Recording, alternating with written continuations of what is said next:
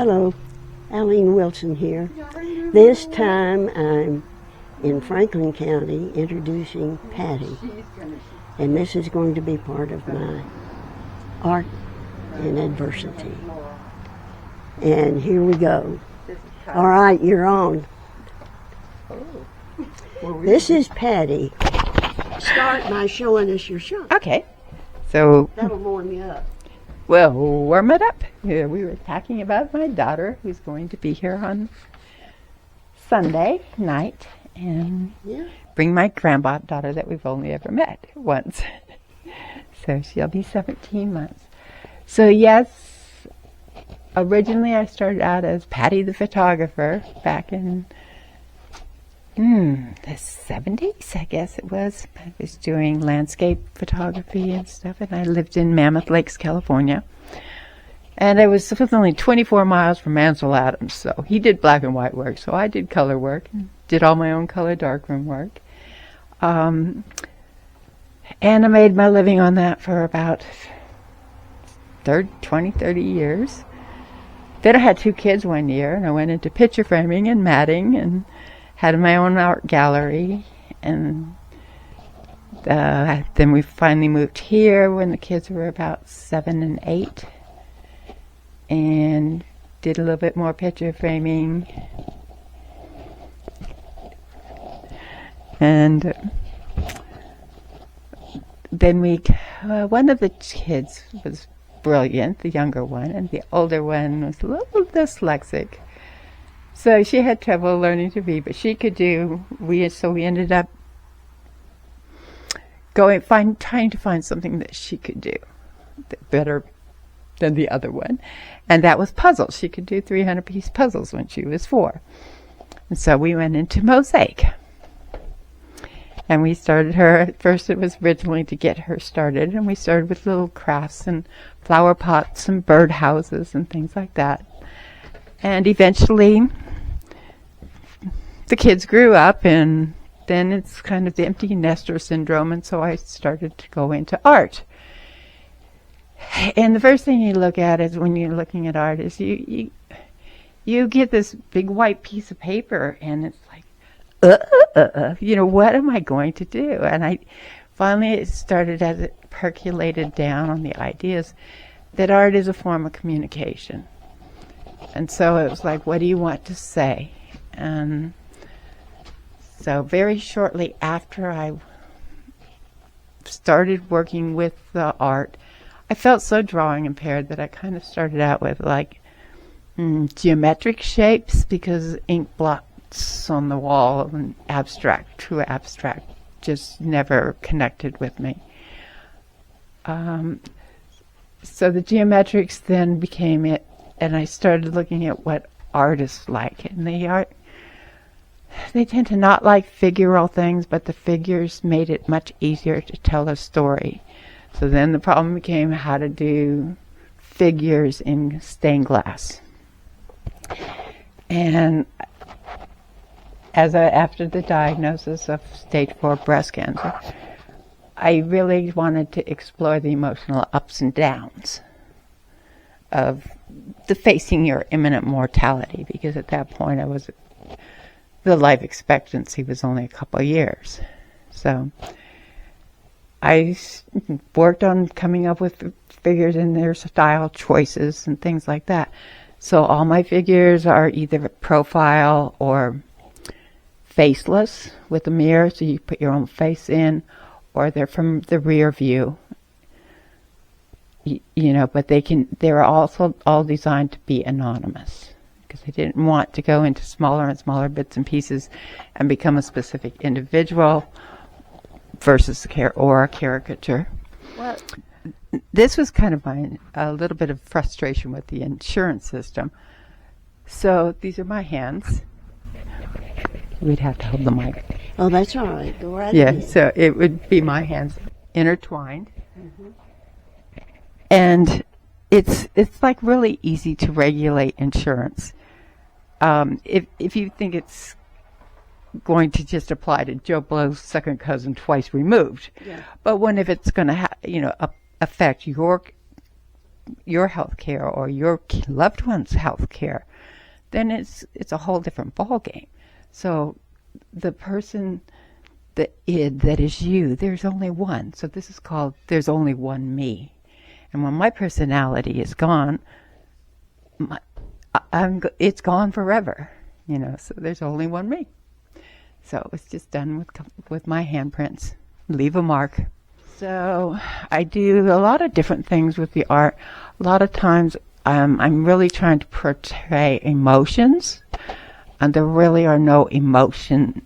There's no pictures of emotions in terms of how do you do it. So it can be done with body language and color and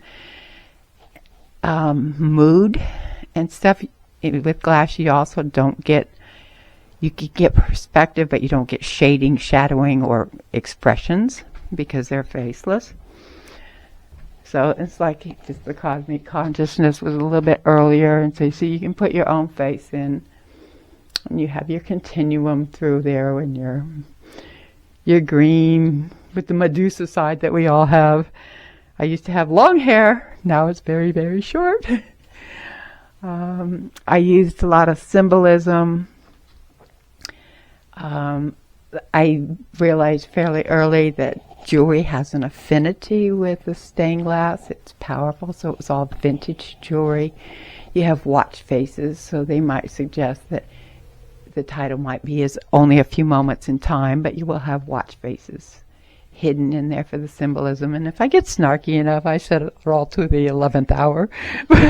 Now, you're using stained glass. Yes, stained glass, mirror, and vintage jewelry. And mosaic, for the mosaic. For mosaic, yes. Yes.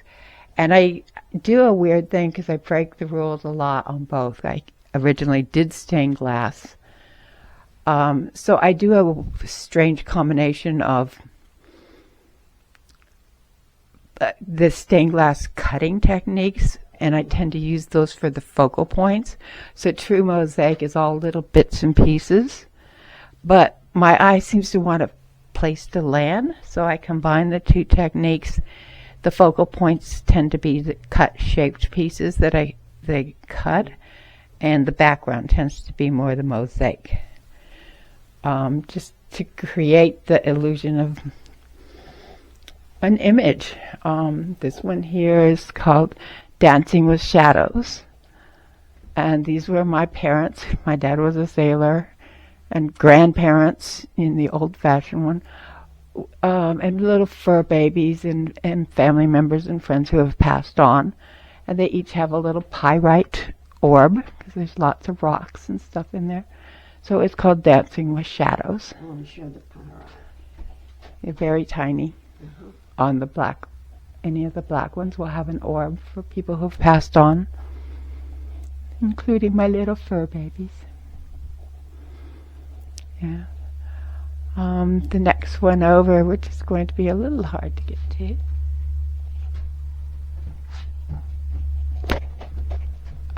It was part of my Empty Bench series. And I had started one in the spring and one in the fall. The spring was called Sanctuary, and the fall one was called Bittersweet, with bittersweet berries. The Empty Bench series, someone used to sit there.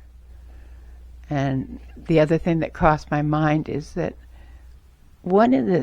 I think one of the saddest things is when somebody passes on and they give all their stuff to Goodwill like they never existed. So I started using a handprint and marking it like in the old petroglyphs where they used to mark. So it was, I was here. Well, then I was here as I picked my titles first. I was here basically became, got me to Kilroy was here because I'm of a certain age. The Kilroy was here got me to graffiti, and then the graffiti got into the kind of the graffiti look, and so I ended up doing my only cityscape here, but used the cancer buzzwords versus gang tags. So you have life and laugh and can dream and hope and courage. Coming from science, and my daughters are science and things like that. So yes, you have your aurora borealis and your DNA up there, and it's called We Are All Just Stardust. That's your family? Yeah, it was me. My hippie days. Kind of, a lot of them are just kind of weird things that, and you have your little chains, and it was just me exploring with jewelry. A lot of times art is about problem solving. So you learn the rules, and then you learn how to break them. And then, of course, being from California, I get very weird, so I have a little alien face hiding in there. So you have to have some humor. Yes, you know, despite all the adversity, you have to find the laughter again, find the joy. Anyway, there's a lot of different ones here. Faces. Yes, and most I love working with faces. Yeah, that's the things there. Yeah. The whitey. Yeah. So, Dimensions was basically inspired by, I went up to visit a Mosaic friend of mine. She was up in Pennsylvania, and she talked about when her mom passed on from breast cancer. And a few days later, almost a week later, she saw her, and she was in an orb, just floating in a bubble in the sky. And so I called it Dimensions. And her mom told her she had to go now, but she would be okay. And so, yes, I did that kind of with the inspiration from Joe Alexander. Shadows of My Mind. Again, all the people are faceless or not a specific individual. And I play with the glass colors and break a lot of rules. Technique-wise, you can sit there and say, so stained glass is designed to be viewed from both the interior and the exterior. Your light will come through where the opposite direction from where your light is. So if you're in the darker area in the outside during the daytime, stained glass looks good from the interior. At night, your lights are on inside, and so they will look better from there. With Mosaic, most of the time they want to try to do opaque glass, which doesn't let a lot of light transmission. But I have played with what we call playing with the substrate.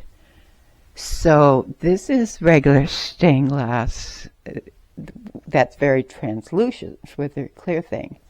And I'm using a technique that my grandmother taught me back in the early days when she was a flapper in the 20s. And she says, we had all these little cabochons, and we would crinkle up tinfoil behind the stone to make it look faceted and more pricey. And so I put crinkled up tinfoil behind here that hides the substrate, but it grabs the light and allows me to use the translucent glasses and create a lot of different complexity, because your eye loves complexity.